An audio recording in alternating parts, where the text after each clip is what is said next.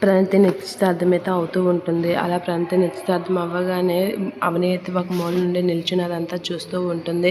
పంతులు గారు టైం అయింది, తాంబూలాలు మార్చుకోండి అనేసరికి తాంబూలాలు మార్చుకుంటూ ఉంటారు. ఇక ప్రణతి అయితే అవని కాసి అలా చూస్తూ ఉంటుంది, చాలా బాధపడుతూ ఉంటుంది. ఇక అవని కూడా ప్రణతిని చూసి ఇప్పుడు ఇది ఎలా మార్చాలి అనేది అనుకుంటూ ఉంటుంది. ఇక ఇరువురు దండలు మార్చుకోండి అనేసరికి పెళ్ళికొడుకు ప్రణతి మెడలో దండ వేస్తూ ఉంటాడు. ఇక ప్రణతి కూడా దండ వేస్తూ రింగుతో తొడుగుతూ అవనికసి అయితే చూస్తూ ఉంటుంది. అలా ప్రణతి అవనికసి చూసేసరికి పార్వతి అయితే ఏంటి ప్రణతి అవనినే చూస్తూ ఉంటుంది, ఎందుకు అలా చూస్తుంది, ఏదైనా చేయాలనుకుంటున్నారా అనేది అనుకుంటూ ఉంటుంది. ఇక అవని అయితే అవని ప్రణతి కసి చూసి చాలా బాధపడుతూ ఉంటుంది.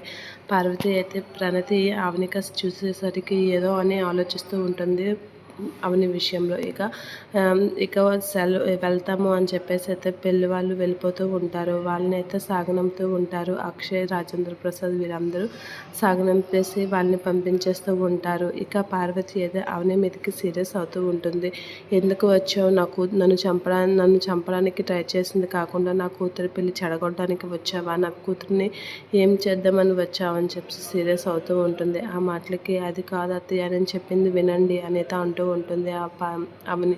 అలా అనేసరికి ఏంటి నువ్వు చెప్పేది, మళ్ళీ ఇంకేం మోసం చేయాలని చూస్తున్నావు అని చెప్పేసి అయితే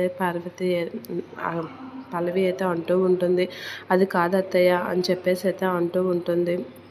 ఏంటి నువ్వు ఎక్స్ట్రాలు చేస్తున్నావు, ఇక్కడికి ఎందుకు వచ్చావు, నీకు చెప్పాం కదా నిశ్చితార్థంకి రావద్దని, మరీ చెప్తే ఎందుకు వచ్చావు, వీళ్ళు చెప్పేది ఏంటి అని నీకు లెక్కలేదా అని చెప్పేసి అంటూ ఉంటుంది.